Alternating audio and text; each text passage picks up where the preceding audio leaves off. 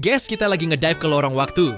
Ngejar bayangkah Mas Mansur, sosok ulama yang punya vibe pahlawan nasional, tokoh Muhammadiyah, tapi sempat kena tuduh jadi penyalur Romusha. Beneran gitu? Atau cuman gosip zaman dulu yang ngegespol? Chill dulu, kita bakal ngerol cerita ini. Tahun 1942 sampai 1945, Indonesia lagi di bawah cengkeraman Jepang. Dunia kayak novel distopianya Orwell. Rakyat dipaksa jadi Romusha. Tenaga kerja paksa buat ngebangun benteng dan rel kereta. Penderitaan level maksimal, kayak puisi Baudelaire yang kelam, penuh jerit senyap. Jepang bikin Putera, pusat tenaga rakyat, ngerekrut 4 serangkai. Soekarno, Hatta, Ki Hajar Dewantara, sama Mas Mansur. Mereka kayak band indie yang dipaksa main di panggung diktator. Tapi nyanyi dengan lirik rahasia buat kebebasan. Mas Mansur bukan cuman ulama biasa. Dia punya aura kayak Bob Dylan-nya dunia Islam, ngegitarin semangat lewat Muhammadiyah, ngediriin Taswirul Afkar sama Nahdlatul Wathan, kayak bikin gigs underground buat nyanyi tentang nasionalisme. Belajar di Al-Azhar, Mesir, dia pulang bawa vibe pembaharu, kayak penyair Rumi yang nulis tentang jiwa merdeka di tengah penjajahan. Di Putera, dia main di garis tipis, ngelindungin rakyat sambil ngeliatin Jepang dengan mata penuh tanda tanya, kayak Hamlet yang ragu tapi penuh makna. Ada yang bilang, Mas Mansur jadi penyalur Romusha, kayak mandor di novel The Trial-nya Kafka, yang dituduh tanpa jelas dosanya apa.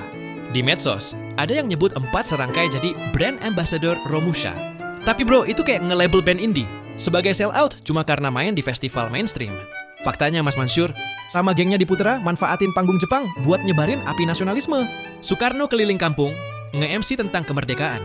Mas Mansur, dia lebih ke ngejaga nurani umat, ngurusin Masyumi sama kantor agama, kayak vokalis yang tetap nyanyi balet meski di tengah chaos.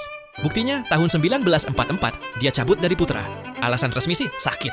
Tapi vibe-nya lebih ke, gua nggak bisa lanjutin drama ini. Dia nggak pernah ketahuan ngurusin Romusha secara langsung. Tuduhan ini kayak plot twist murahan. Mungkin dari rival politik yang pengen ngedrop reputasinya. Mirip drama politik di House of Cards, tapi versi pasar malam. Bayangin dia kayak karakter indie dalam film Wes Anderson. Quirky, penuh idealisme, tapi tetap manusiawi. Dia nggak cuman ulama, tapi penutur mimpi. Kayak Garcia Marquez yang nulis realisme magis. Pendiriannya di Muhammadiyah, ngusulin majelis tarjih. Dan perjuangannya di Masyumi itu kayak nulis lirik, puitis tentang harapan di tengah penjajahan.